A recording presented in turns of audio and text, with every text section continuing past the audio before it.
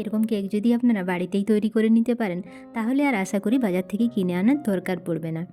সামান্য কয়েকটি ঘরোয়া উপকরণ দিয়ে কোনো রকম ওভেন ছাড়াই গ্যাসের উনুনেই আমি এটি তৈরি করেছি।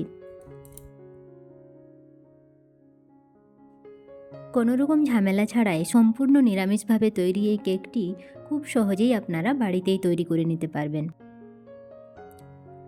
এটি তৈরি করার জন্য আমি কাঁচের একটি ছোট বাটিতে নিয়ে নিয়েছি 1 বাটি মতো সুজি।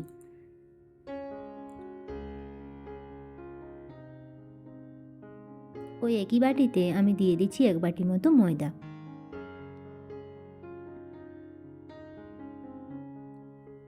এক চামচ দিয়েছি বেকিং পাউডার আর হাফ চামচ মতো দিচ্ছি বেকিং সোডা। এরপর আমি এতে দিয়েছি 2 চামচ মতো কোকো পাউডার। এটা আপনারা দিতেও পারেন আর নাও দিতে পারেন।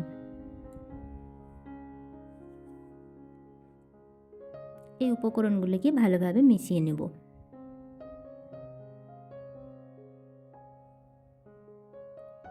ওই একই বাটিতে আমি দিচ্ছি 1 বাটি মতো গুড়। আমি এখানে চিনির বোতল গুড় ব্যবহার করেছি, আপনারা চাইলে চিনিও দিতে পারেন। এরপর আমি দিচ্ছি ওই কাঁচের বাটিতেই হাফ বাটির থেকে একটু বেশি রিফাইন্ড অয়েল। এরপর আমি এতে একটি কলা পেস্ট করে নিয়ে দিয়েছি। ওই একই কাঁচের বাটিতে আমি দিয়ে দিচ্ছি 1 বাটি মতো দুধ। সমস্ত উপকরণগুলিকে এবার ভালোভাবে ফেটিয়ে নিতে হবে। এই মতো একটি মিশ্রণ আমি তৈরি করে নিয়েছি।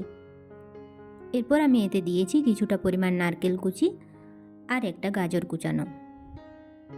সমস্ত উপকরণগুলিকে দিয়ে ভালোভাবে মিশিয়ে নিয়ে আমি প্রায় এটাকে রেস্ট করার জন্য আধা ঘন্টার মতো রেখে দেব।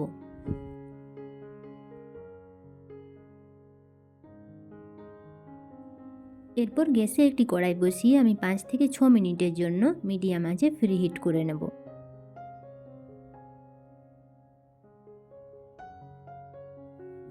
কড়াইটি প্রি হিট হয়ে গেছে। এরপর একটি বাটিতে আমি মিশ্রণটি ঢেলে নেব।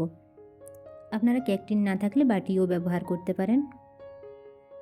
উপর থেকে আমি কিছু ড্রাই ফ্রুটস দিয়ে দিয়েছি, কিশমিশ আর চেরি। এরপর আমি এটাকে 40 থেকে 45 মিনিটের জন্য বেক করে নেব। প্রায় 40 মিনিট মতো হয়ে গেছে। দেখুন কেকটি কতটা ফুলে উঠেছে।